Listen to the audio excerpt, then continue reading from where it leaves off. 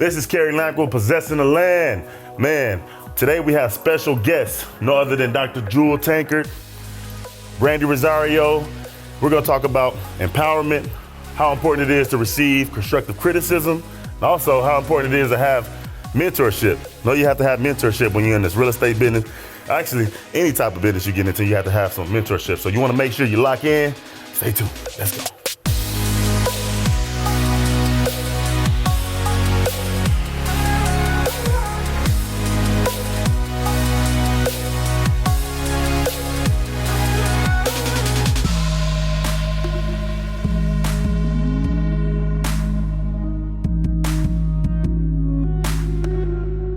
I have with me Dr. Tankard. What's up? Randi Rossario. Good day. And today we're going to talk about empowerment, how real estate, how you can become empowered through real estate. Yeah. So I want to ask Jewel, what are some of the things that helped you in real estate, or as far as like, how did you, well, first off, when did you start getting into real estate? So I got into real estate like several years ago. I did my first deal in real estate in Atlanta with another business partner.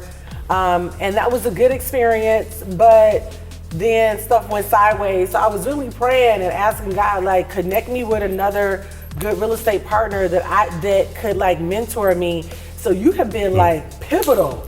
Like you helped me like get that like 7-figure. Let's Come get on, it. flow Okay. going. Let's Like, get it. hey, like for real. But seriously, it was like going out in the trenches with you, working with the contractors. And she mean in the trenches, like I be in the trenches. I be like, Kerry, we going in there. He's like, come on, you all right? But it was good for me because it made me like learn like what to look for. I know when I look at a house, I'm looking in the neighborhood. I'm looking for pavement, the sidewalks. I go talk to the neighbors because of you. Yeah. So it was a lot of key. stuff you taught. You was like, go talk to those neighbors. They'll tell you what's going on. You know, ask questions, get relationships with people at the city. They'll tell you what's going on. So you really did walk me through that whole like process for real. Man, that's what's up. That's how we do it. So Randi, you in real estate? Are you thinking about getting into real estate? So I'm definitely thinking about getting into it. I've played with it. I've had like 3 properties. They're no longer mine. I flipped them. They already gone. Okay, you're in the flipping business. It's okay. But I want to get more into like the revamping business, like flipping and like actually like, you know, repainting. And I was telling my husband I would love to like just build tables. I know that's so random, but I would just love to like just build tables and chairs. That could be like your signature thing. Yeah, exactly. it could be. I'm down with that. I'm down with that. So I know we talked about mentoring and you know how important it is to have a mentor, and that like you obviously having and it's dope that Kerry could be that for you, having a mentor. I learned a lot from her and she learned a lot from me. So y'all were mentoring each other. Okay, so now y'all about to mentor me in this. Let's get it. Yes, let's get it. So why is it important? Why do you think it's so important to have a mentor in any field that you're trying to grow in? Well, I think it's important because, first of all, I got to turn this phone off. All right, well, I think it's important to have a mentor because you're able to, it's like a shortcut. So when you have a mentor, you're able to, instead of learning the hard way, you're able to go through the experience with the mentor's experience, and they're able to tell you what not to do and what to do. So you not only have to have a mentor physically, but you can have a mentor through like YouTube. You can watch YouTube videos. That's like the university is YouTube University. I definitely can agree with you on that too, because I feel like a lot of my social media cousins feel like I'm like their like life coach mentor on certain levels, and I definitely can see how and they give me their progress notes. Oh, I got this job, or you know, I've been praying more, I've been meditating more, I've been investing more on this. So I think that's definitely important and definitely key. And I think if you get really serious, then you end up kind of attracting those people. Absolutely. Because like I watched Kim Kiyosaki for so many years. Now that's like my new boom. Hey, she is off the chain with it. She's off the chain. She's so cool. We have great conversations. And so, but you're right, YouTube is great, but it's nothing like having that person that you can kind of call. Because I had one property, I didn't even realize it, but the property taxes were owed on it. Some kind of way it slipped through the roof and it went in foreclosure.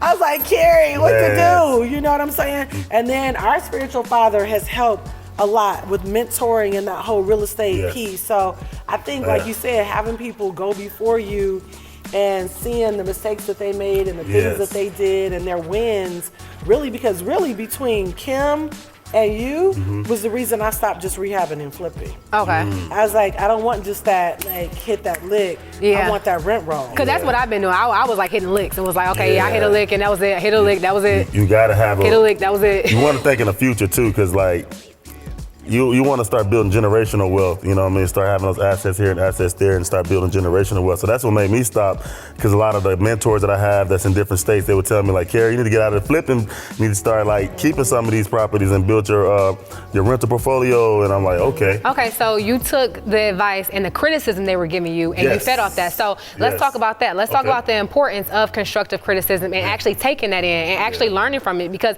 that's something I had to learn how to actually take in. I did not know how to take criticism. Like, no, I did what I did and I did it right. That's how I used to be, seriously, like, nope, it's done. So like, give people like some insight on how can they take constructive criticism, how can they take it better and without flaring up their ego? Well, just having in your mindset to not be a know-it-all, but be a learn-it-all. And that's what I had to say, you know what I'm saying? Learn it all, I like that. Because when you got to, like, because like if you know it all, then it's like you're gonna shut your mind off to receiving what someone is trying to help you do and work smarter and not harder. So I had to learn to just be like a learn-it-all, like always being like teachable and like, okay, like when Apostle Jackson, he's one of my mentors as well, spiritually and financially, with different things and what moves he made and things he experienced. So I had to like, because like certain things I may already know, but I still listen because I'm like, okay, he may say something that may come out wisdom, because wisdom's always coming out when he's talking. So that's my main thing, is really being teachable and be a learner. You gotta stay a student. Like, stay a student. Yes, I hope y'all picking them gems up they dropping. You gotta be like stay a student. Hungry. You know, I was just here interviewing Kiera Shear, and it was so good. And she's like, Auntie, I need to get with you on this and this, and I'm learning from her too in areas. But I just love how she was like, nah, put me on. You know what I mean? And I think people that are successful, that's their mindset. Like, put me on, teach me. And even if you feel like you kind of know, still listen, because there may be another sentence or another piece that you didn't know. That you and you might be able to pick up that small jewel. You see what I did there? All right, so for somebody like me that's looking to actually get into real estate and build my own portfolio and whatnot, what's some of the first steps that I can take? Gain some knowledge of what you're about to do. There's two things that I always learn when I'm starting my business, is get as much knowledge about what I'm about to do. And then once I get knowledge about it, I begin to get a strategy. And once you get strategy, I execute. Because without execution, it's just talking.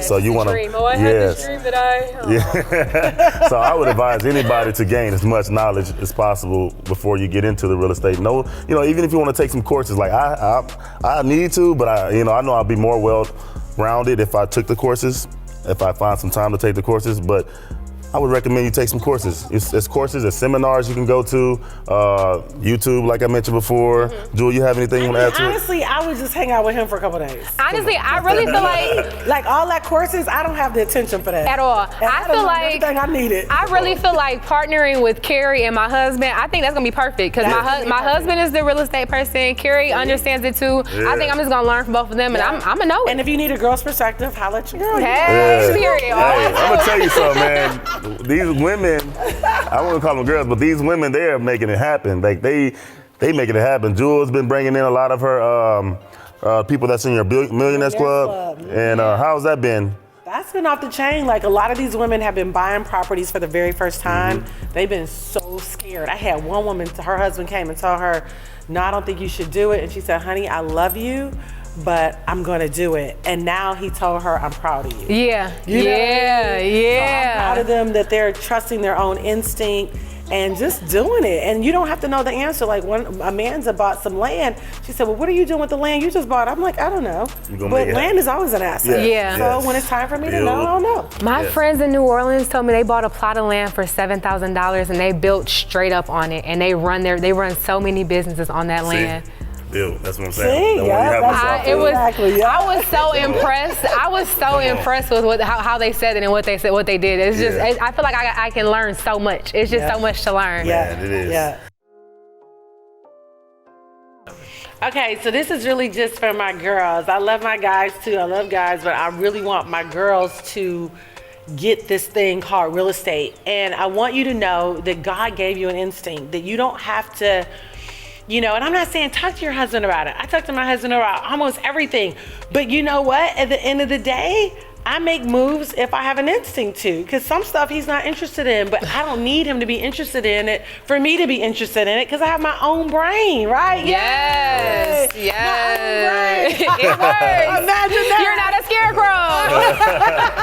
I'm not a robot, right? And so I just want to encourage women to do that, because at the end of the day, if you win, your children win, your husband wins, your family wins. I mean, women, what? God, ladies, we love our men, we love our families, but your family needs you to win. They need you to be successful. And even if they don't like it today, I promise you tomorrow, when you get on the other side of that thing, they're going to be so grateful that you weren't a punk. Come on.